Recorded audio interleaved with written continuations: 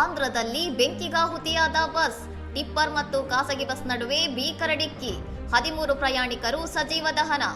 ಹರಿಕೃಷ್ಣ ಟ್ರಾವೆಲ್ಸ್ಗೆ ಸೇರಿದ ಖಾಸಗಿ ಬಸ್ ತೆಲಂಗಾಣದ ನಿರ್ಮಲ್ನಿಂದ ನೆಲ್ಲೂರಿಗೆ ಹೋಗುತ್ತಿದ್ದಾಗ ಮಾರ್ಕಪುರಂ ಜಿಲ್ಲೆಯ ರಾಯವರಂ ಸಮೀಪ ಜಲ್ಲಿ ಲೋಡ್ ಮಾಡಿದ ಟಿಪ್ಪರ್ಗೆ ಡಿಕ್ಕಿ ಹೊಡೆದಿದೆ.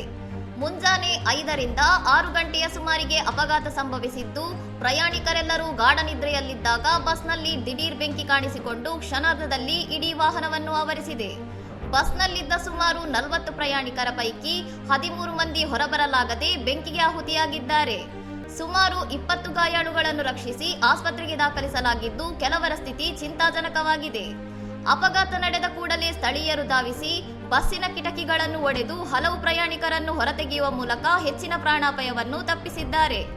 ಘಟನೆಗೆ ಮುಖ್ಯಮಂತ್ರಿ ಎನ್ ಚಂದ್ರಬಾಬು ನಾಯ್ಡು ತೀವ್ರ ಆಘಾತ ವ್ಯಕ್ತಪಡಿಸಿದ್ದು, ಗಾಯಾಳುಗಳಿಗೆ ಸೂಕ್ತ ಚಿಕಿತ್ಸೆ ನೀಡಲು ಮತ್ತು ಅಪಘಾತದ ಬಗ್ಗೆ ಸಮಗ್ರ ತನಿಖೆ ನಡೆಸಿ ವರದಿ ಸಲ್ಲಿಸಲು ಅಧಿಕಾರಿಗಳಿಗೆ ಆದೇಶಿಸಿದ್ದಾರೆ.